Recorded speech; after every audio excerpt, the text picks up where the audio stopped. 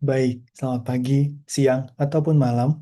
Nah, perkenalkan, nama saya Henrico Sugata Marisaldi dengan NIM 182230008 dari K05 mata kuliah I2240 atau Sistem Multimedia. Dan ini merupakan sebuah presentasi singkat mengenai hasil yang saya dapatkan untuk beberapa pertanyaan yang menjadi bagian dari ujian akhir semester saya. Oke. Nah, dalam presentasi kali ini saya akan membahas mengenai 4 topik utama. Yang pertama ada kompresi citra atau gambar, yang kedua ada kompresi video, ketiga ada kompresi audio, dan yang keempat ada watermarking. Mari kita mulai dari kompresi citra. Kita diberikan sebuah soal, yaitu kita diminta untuk mengambil sebuah foto selfie diri sendiri menggunakan ponsel, dan diminta untuk melakukan langkah-langkah encoding dan decoding citra JPG untuk satu makroblok dengan menggunakan bahasa pemrograman Python. Kemudian kita juga diminta untuk melakukan analisis dan membandingkan makroblok asli dan juga makroblok hasil decoding, dan juga bagaimana hasil penjagaan kualitasnya bila dibandingkan antara hasil decoding dan juga makroblok aslinya. Dan ini adalah foto yang akan saya gunakan. Nah, ini adalah kode yang saya gunakan untuk melakukan program ini. Terdapat beberapa library yang saya gunakan. Ada NumPy, ada Pil, dan juga menggunakan Matplotlib yang bisa Anda lihat di bagian atas ini. Kemudian kita memerlukan fungsi DCT2D dan IDCT2D, dan juga fungsi MSE dan PSNR. Kenapa kita memerlukan ini? Karena saya ingin mencoba sedikit lebih jauh bagaimana perbandingan hasil decoding bukan hanya antara gambar asli dengan gambar hasil decoding, tapi juga hasil decoding dengan berbagai macam value key atau faktor kuantisasinya. Dan nanti kita akan lihat hasilnya yang menurut saya ini cukup menarik. Kemudian setelah itu kita akan mengambil gambarnya dan mengambil blok 8x8 dari grayscale. Mesinnya disimpan dan akan diuji beberapa nilai key. Untuk percobaan kali ini, saya mencoba key di 10, 30, 50, 70, dan 90, sehingga kita bisa melihat range-nya dari nilai key yang sangat kecil ke nilai key yang sangat besar. Dan gambar ini tuh akan disimpan, hasil kompresinya disimpan sebagai JPG untuk melihat juga dari segi simulasi, dari segi ukuran filenya tuh bagaimana perubahannya.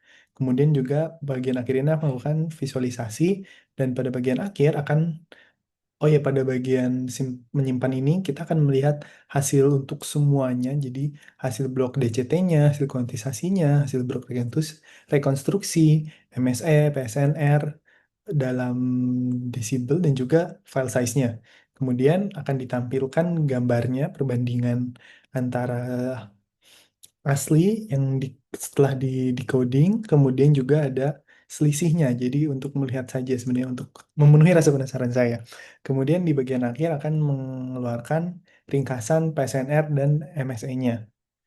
Oke, sebelum saya mulai mempraktikannya, eh kita coba praktikkan terlebih dahulu.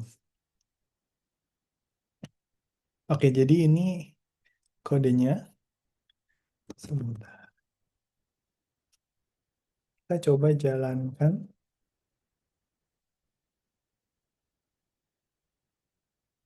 Nah, ini adalah gambar ketika menggunakan kuantisasinya Ki sama dengan 10. Di sini kita bisa melihat bahwa pada blok asli maupun pada blok rekonstruksi itu tidak terlihat jauh, perbedaannya tidak terlalu jauh. Nah, kita lanjut. Oh, kita lihat juga dari segi sini. Nah, ini adalah hasilnya. Blok DCT-nya, kemudian hasil kuantisasinya, blok rekonstruksi, dan juga ada nilai MSE, SNR, dan juga file size-nya. Dia menghasilkan file size sebesar 352 byte, yang mana pada aslinya itu adalah 2 megabyte. Jadi berkurangnya cukup jauh. Oke, kemudian ini kita sudah melihat yang pertama ini menggunakan key 10. Nah, kemudian ini pada key 30 sudah mulai terlihat perbedaan yang apa ya, kecil namun tetap terlihat. Nilai pikselnya itu mulai seragam di beberapa baris, seperti dilihat pada misalnya pada blok asli, baris di tengah sini memiliki variasi gradasi warna yang cukup berbeda, namun pada hasil rekonstruksi dengan Q30 ini, setiap kolomnya tuh sudah hampir memiliki warna yang sama. Bisa dilihat pada kolom sini, sini, dan sini. Kemudian ketika kita maju lagi menggunakan Q50, nah sudah mulai terlihat penyamaan intensitasnya. Ini kita bisa membandingkan lagi ketika nanti kita balik ke PPT, namun sekarang saya ingin memberikan gambaran kasar terlebih dahulu. Nah, ini bisa dilihat sudah mulai sama, bagian tengah ini ketebalannya sudah hampir sama. Kemudian pada Q70 itu terjadi flattening, di mana semua nilai pixel itu sudah hampir sama, dan kontrasnya itu sudah mulai hilang gitu. Kemudian yang terakhir itu pada Q90, ini tuh sudah seluruh bloknya tuh menjadi konstan. Bila kita lihat di sini, oh maaf, ternyata dari Q70 juga seluruh bloknya itu sudah konstan. Kita tahu dari mana semua blok ini sudah konstan, karena pada blok rekonstruksi kita bisa melihat bahwa semua nilainya sama, yaitu 148,75. Dan hal yang sama terjadi pada Q90, yaitu nilainya ada 146,25. Nah, bila kita lihat dari segi file size juga, misalnya ini untuk Q10 kan tadi kita mendapat 352 byte. Kemudian untuk Q30, ya berkurang jadi 342 byte, dan itu terus menjadi semakin kecil. Di sini 339, dan untuk 70 ada 333, dan di apa namanya 90 itu sudah 333 kan. Ini tuh berarti kita mau mengetahui bahwa bahkan ketika dikuantisasi di 70 juga menggunakan nilai Q sama dengan 70, dia sudah mencapai hasil kompresi maksimum dan tidak bisa dikecilkan lagi. Oleh karena itu pada di Q90 ini dia tuh hasilnya sama besarnya 333 byte karena sudah tidak bisa lebih kecil lagi. Oke, kita nah dengan begini kita bisa melihat ringkasan PSNR dan MSE-nya. Nah, ini bisa dilihat semakin tinggi kuantisasinya, maka nilai MSE-nya semakin besar, dan hal yang berkebalikan terjadi pada nilai PSNR, yaitu semakin besar nilai Q-nya, semakin kecil nilai PSNR-nya. Nah, kita balik dulu ke sini, maaf. Oke, bisa dilihat cukup jelas di sini perbedaannya ya. Pada Q10 ini bentuknya kita masih dapat melihat dengan jelas, bahkan hampir sama antara blok asli dengan blok rekonstruksinya. Namun ketika masuk ke rekonstruksi Q30 sudah terlihat bahwa sudah mulai terjadi penyamaan warna pixel pada setiap kolomnya. Kemudian, nah ini di Q50, nah sudah terlihat sama ya di bagian sini, sudah terang semua, sedangkan pada Q30 itu masih berbeda-beda warnanya. Kemudian ya pada Q50 dan Q70 seperti yang kita lihat tadi, pada Q70 itu sudah sama semua nilainya sehingga sudah menjadi satu warna, dan di sini juga sama Q90. Jadi oh iya sebelumnya kan saya sempat menyebut mengenai key, mengenai PSNR dan MMSE. Jadi sebenarnya itu semua apa sih? Nah, jadi itu dalam proses kompresi citra gambar atau dalam kasus ini JPEG, nilai key itu merujuk pada faktor kuantisasi yang mengontrol seberapa agresif informasi frekuensi tinggi dibuang. Nah, jadi tuh setelah citranya diubah ke domain frekuensi melalui transformasi DCT, hasilnya itu dibagi dengan nilai Q sebelum dibulatkan. Nah, Q yang lebih kecil mempertahankan lebih banyak detail karena lebih sedikit informasi yang dibuang, seperti yang kita lihat di Q10 sini dan Q30. Sedangkan Q yang besar itu menghasilkan ukuran file yang eh, lebih kecil, dengan konsekuensinya itu apa? Hilangnya detail halus dan munculnya artefak visual seperti blok yang rata. Seperti pada G50 ini, sudah mulai terlihat ada banyak blok yang rata. Nah, terus ada beberapa faktor yang bisa kita gunakan untuk mengevaluasi seberapa besar kerusakan akibat kompresi ini. Dan ada dua metrik utama yang saya gunakan juga, yaitu ada MSE atau Mean Squared Error dan PSNR atau Peak Signal to Noise Ratio. Nah, kita lihat lagi di sini ringkasannya. Eh, MSE itu apa? MSE itu menghitung rata-rata kuadrat perbedaan antara piksel citra asli dan citra hasil rekonstruksi. Semakin besar nilai MSE-nya, seperti yang kita lihat di sini, berarti itu semakin besar kesalahan rekonstruksinya. Sebaliknya, PSNR itu memiliki rasio antara nilai maksimum piksel yang biasanya di sekitar 255 dan error yang terjadi dinyatakan dalam desibel. Seperti yang kita lihat di sini adalah angka errornya. PSNR yang tinggi itu biasanya di atas 40 desibel itu menunjukkan kualitas yang sangat baik.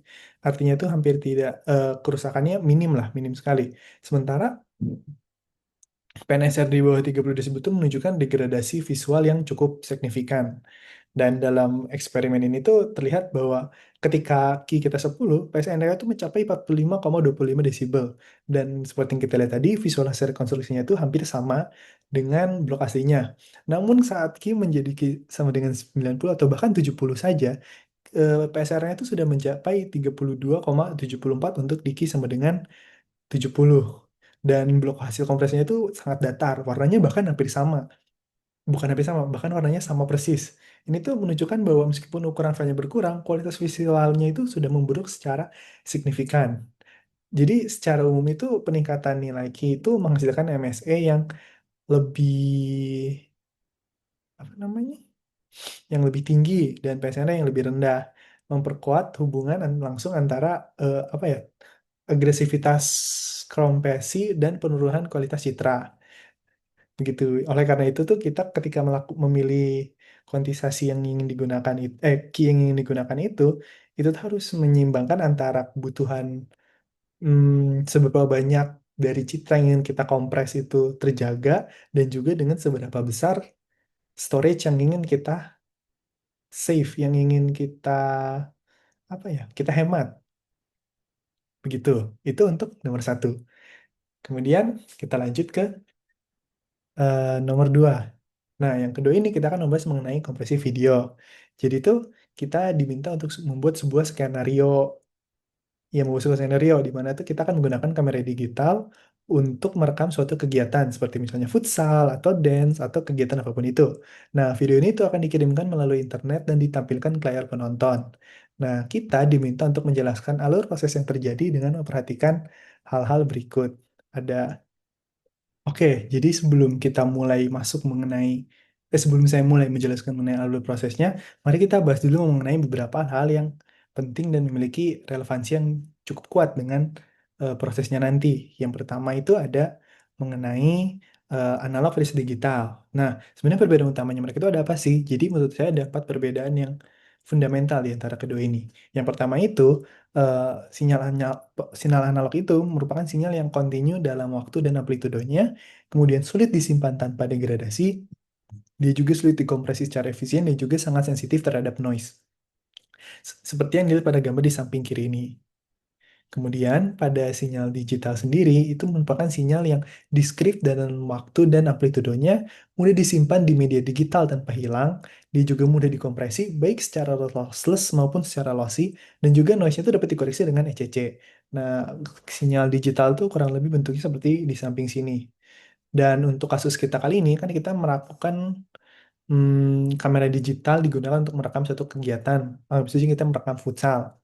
Nah, yang lebih relevan itu tuh menggunakan, ya pasti sinyal digital. Kenapa? Karena kamera digital itu menghasilkan sinyal digital langsung dan kompresi dan transmisi melalui internet itu hanya bisa dilakukan pada sinyal digital, tidak bisa dilakukan pada sinyal analog. Dan yang terakhir, proses encoding misalnya H264 yang nanti akan kita bahas juga hanya bisa bekerja dengan input digital. Nah, tadi membahas H264. Apa itu? Itu tuh merupakan suatu proses video coding dan decoding. Dan dia itu merupakan encoder sebutannya. Nah, encoder seperti H264 ini bertugas mengubah data video mentah menjadi bitstream terkompresi untuk efisiensi penyimpanan data transmisi. Kenapa dipilih H264? Karena beberapa hal sebenarnya. Yang pertama itu dia memiliki kompresi yang sangat efisien, hingga kurang lebih 1000 banding 1. Kemudian memiliki dukungan yang luas di perangkat keras dan perangkat lunak. Dan yang terakhir, kualitas visualnya tuh tinggi untuk bitrate-nya yang tergolong rendah. Oke, maaf. Oke, nah udah gitu prosesnya sendiri bagaimana sih? Nah, eh, yang pertama itu, ini kalau di sini kan langsung dari video source-nya langsung dilakukan prediction. Namun sebenarnya yang pertama itu akan dilakukan frame partitioning dulu. Apa ini? Ini tuh maksudnya adalah frame-nya dibagi menjadi makro block. Biasanya 16 kali 16 pixel. Ini tuh makro block tuh sama seperti yang kita lakukan pada soal nomor satu, di mana kalau di nomor satu kan kita membaginya menjadi 8 kali 8 makro block. Sedangkan pada Eh, Ketika menggunakan H264 dan untuk video itu digunakannya 16 kali 16.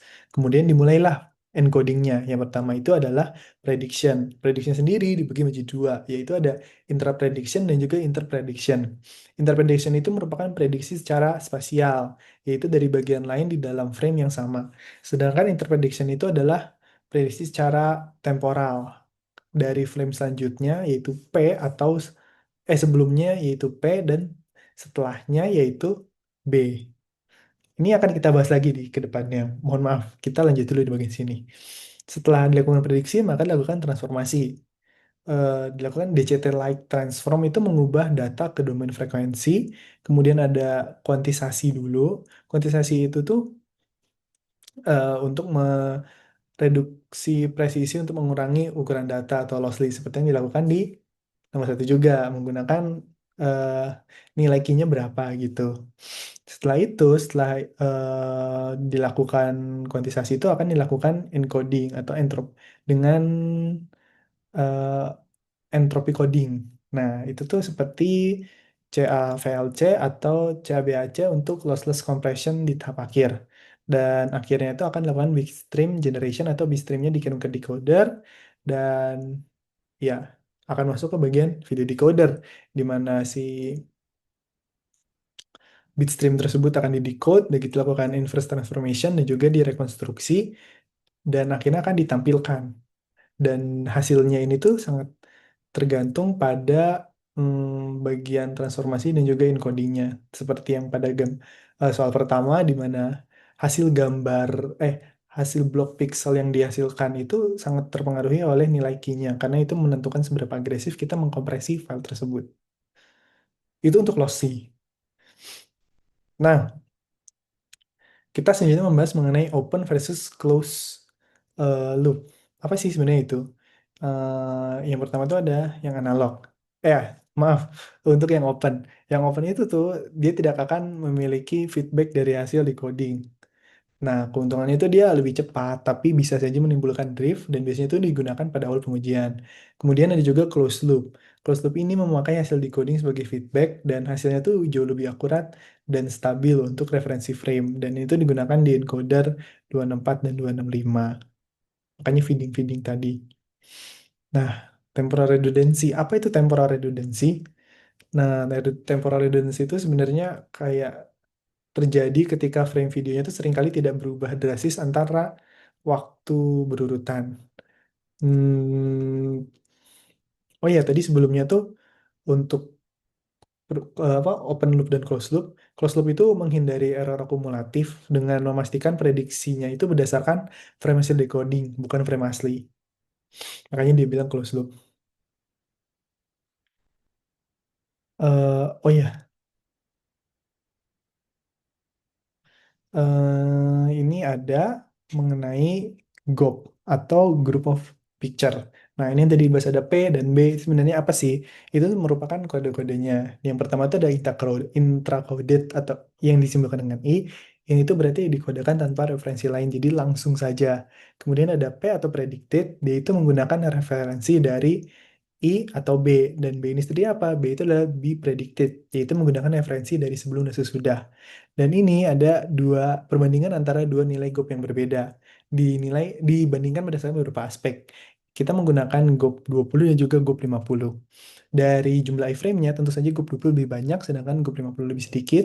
Dan dari ukuran file GOP itu lebih besar karena dia menghasilkan lebih banyak eh, apa ya? Yang dihasilkan itu lebih banyak yang intracoded dibandingkan dengan GOP 50. Pasti lebih kecil karena dia menggunakan hasilnya tuh predicted atau enggak minimal be predicted dari error recovery itu. Nah, mereka bertolak belakang. Pada GOP 20 itu lebih baik jika ada yang loss, namun pada GOP 50 lebih buruk jika ada yang loss. Jadi, ya mereka kebalikan. Dan dari segi latensi di codingnya, kalau 20 lebih rendah dan yang 50 itu pasti lebih tinggi karena B-frame-nya itu perlu I dan P. Kesimpulannya apa? 20 itu lebih cocok untuk transmisi real time karena latensinya rendah dan juga error recovery-nya bagus. Nah, yang 50 itu lebih cocok untuk penyimpanan offline. Ukurannya kecil dan efisiensinya tinggi. Oh ya, maaf. Karena kita sudah mengetahui term-termnya, Nah, kita tuh ya kita balik ke sini. Skenarionya, oke, misal skenarionya kita itu adalah permainan futsal yang di apa ya? Direkam menggunakan kamera digital dan ditampilkannya tuh secara live streaming lah misalnya. Nah, prosesnya gimana? Yang pertama itu pasti adalah dilakukannya perekaman dengan kamera digital. Kamera digital ini merekam pertandingan dengan misalnya frame rate-nya 30 fps dan resolusinya 1080p. Dan output kamera ini akan berbentuk sinyal video digital mentah atau raw video dan formatnya itu mungkin dalam YUV atau RGB. Kemudian apa namanya sinyal video digital ini tuh akan dilakukan encoding oleh encoder. Dalam kasus ini kita misalnya menggunakan H264. Nah, video mentah ini tuh dikirim ke encoder dan caranya sebenarnya macam-macam. Bisa berupa laptop, capture card, atau encoder hardware. Dan encoder ini melakukan beberapa hal seperti yang kita sudah bahas tadi. Dia melakukan kompresi secara spasial, kompresi temporal, udah gitu melakukan transformasi atau DCT dan kuantisasi, dan juga akhirnya lakukan entropy coding. Mungkin dengan CLVC ataupun dengan CBAC. Dan videonya itu dikodekan dalam format H264 atau H25 juga bisa dengan bitrate-nya kurang lebih 3-6 Mbps. Ya, terus setelah di encoding si, si bitstream ini tuh akan dikemas ke dalam akan dilakukan kemasan atau dalam bentuk format kontainer. Frame yang tadi kompresi itu dikemas ke dalam format seperti misalnya MP4 yang kita semua tahu atau juga bisa FLV atau TS. Lalu ini tuh akan ditransmisikan menggunakan protokol streaming seperti yang populer itu ada RTMP atau Real Time Messaging Protocol dan juga SRT atau Secure Reliable Transport. Nah, begitu yang kemudian pengiriman ini dilakukan melalui internet. Streamnya dikirim ke server distribusi konten atau layanan seperti YouTube Live atau OBS Studio dan internet di lokasi pengambilan gambar itu membutuhkan bandwidth yang stabil. Kemudian, nah, kan kita sudah masukin ke server distribusi kontennya atau Content Distribution Network CDN. Nah, kita masuk ke bagian pelanggannya atau penontonnya. Di bagian penonton ini dilakukan proses decoding. Misalnya layar besarnya gitu. Misalnya nonton di layar besar gitu, kayak menggunakan TV atau proyektor, atau mungkin nonton lewat browser. Itu tuh device mereka ini akan menerima stream melalui WiFi atau LAN. Dan decoder di perangkatnya mereka ini akan melakukan decoding H264 atau mungkin H265 bila digunakan H265 menjadi frame video yang dapat ditampilkan. Kemudian buffering dan adaptasi bitrate terjadi. Ini kenapa sih? Kenapa harus ada buffering? Ini tuh sebenarnya untuk mencegah gangguan saat koneksi tidak stabil. Bisa dengan HLS atau DSA. Oke, next kita akan membahas mengenai hmm, maaf ya. Ups. Ya, selanjutnya kita akan ke kompresi audio.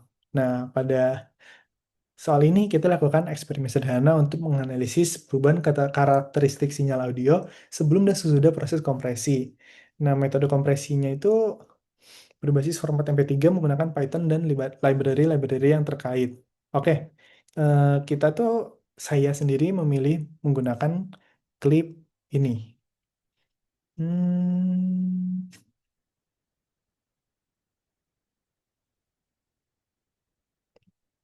bisa kedengeran nggak? Sebentar. Saya memilih potongan lagu selama sekitar 18 detik. Eh,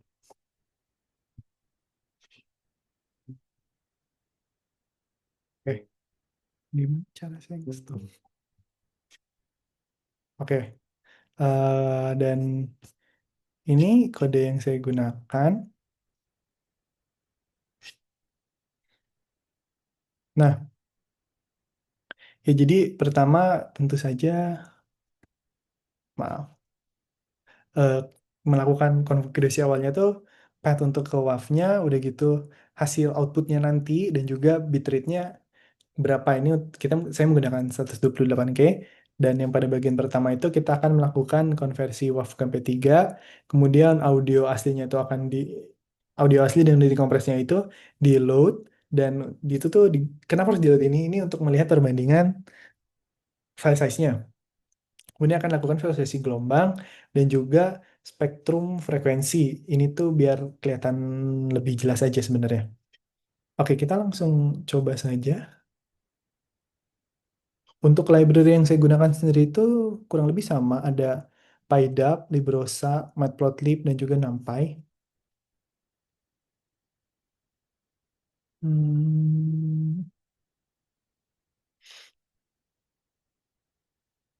Oke,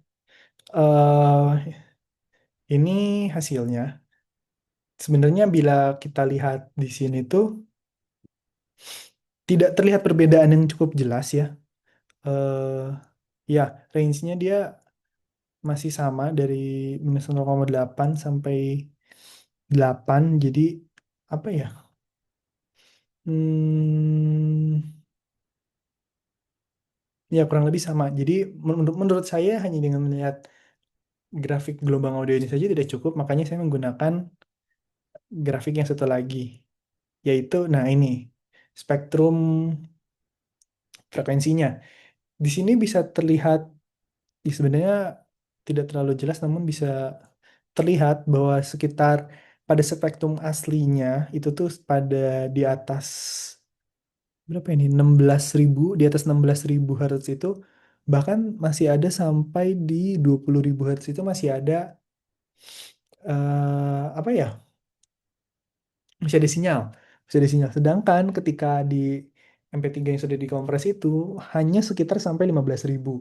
Ini kenapa terjadi? Ini tuh merupakan bukti nyata terjadinya atenuasi atau pemotongan sinyal di atas 16.000 sampai 17.000 Hz. Dan apa sih ini sebenarnya? Ya, ini tuh sesuai dengan apa namanya?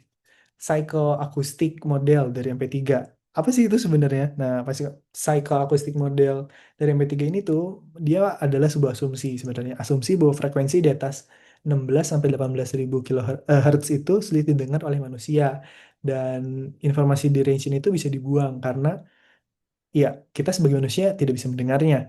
Dan kenapa dengan membuang ini tuh kita dapat mengecilkan ukuran file tanpa melakukan kerusakan persepsi secara signifikan. Jadi pada telinga kita suaranya akan terdengar mirip-mirip saja. Kemudian pada spektrum ini juga kita bisa melihat bahwa komponen harmonik minornya itu di atas frekuensi garis dasar itu tampak sebagai garis vertikal halus. Namun pada MP3-nya ini, nah, komponen itu hilang. Jadi ini tuh sebenarnya menandakan apa? Ini tuh menandakan hilangnya karakteristik resonansi yang mungkin penting untuk instrumen akustik atau ambience kayak yang apa namanya? Tadi saya play pada audio aslinya. Oke. Dan di sini ya bisa dilihat ukuran WAV file WAV-nya itu 3 3.249 kilobyte, sedangkan MP3-nya tuh hanya 296 kilobyte. Dengan kata lain tuh dia rasio kompresinya hampir 11 kali lebih lipat. Cukup cukup apa namanya? Cukup besar ya, dan kita bisa mendengarkan sebenarnya hasilnya. Mana ya? Nah, ini. Sama kan sebenarnya. Di telinga kita kurang lebih sama. Tapi file yang satu ini, file MP3 ini hampir 11 kali lebih kecil dibandingkan dengan file WAV-nya dengan kualitas suara yang hampir mirip. Oke, kita lanjut ke oh ya, dan saya menggunakan PyDub tapi juga menggunakan FFmpeg. Ya, jadi saya pakai dua-duanya. Dan yang terakhir itu adalah watermarking. Di sini tuh kita diminta untuk melakukan simulasi, demonstrasi, dan juga menjelaskan dengan Python proses embedding dan detection watermarking sebuah sinyal sinus pada 440 Hz yang menggunakan sample rate 48.000 sampel per detik. Dan teknik yang digunakan akan menggunakan spread spektrum, dan seednya itu bulan dan tanggal kelahiran. Bobotnya itu Ya, divariasikan, terserah kita. Saya menggunakan 0,1 dan 0,01, 0,1 dan 0,001. Oh iya, 0,01 dan 0,1. Dan ya, mari kita coba saja langsung.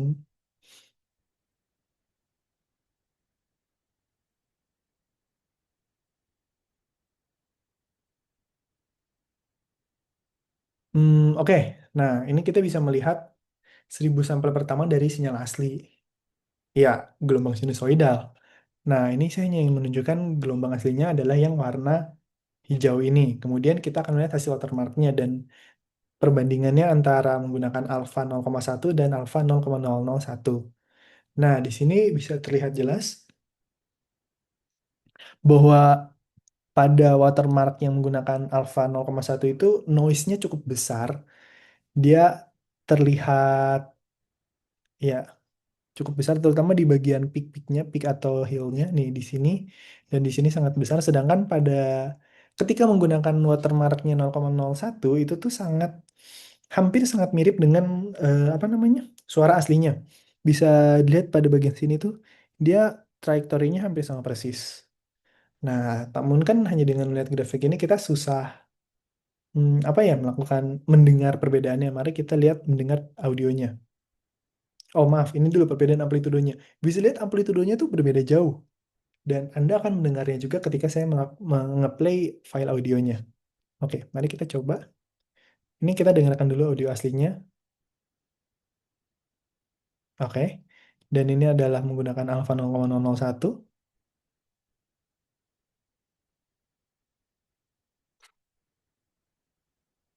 Nah, suaranya jernih di sini dan di sini terdapat sedikit noise walaupun tidak terlalu banyak.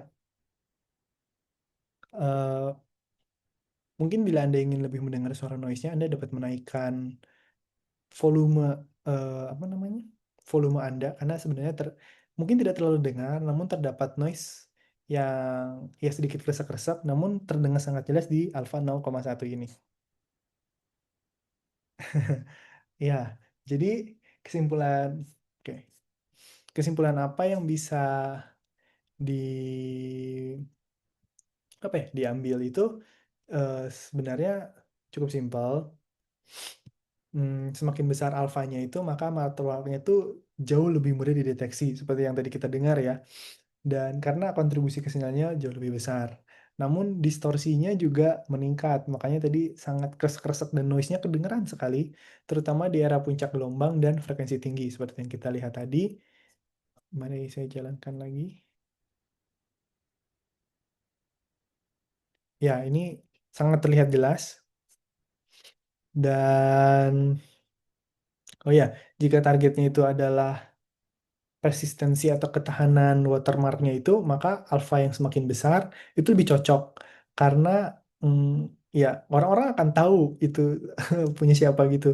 Namun jika targetnya itu adalah imperceptibility, jadi kayak kita ingin menaruh watermark, tapi kita tidak ingin membuatnya sangat jelas dan detail sehingga sampai mengganggu audio yang ingin kita hasilkan.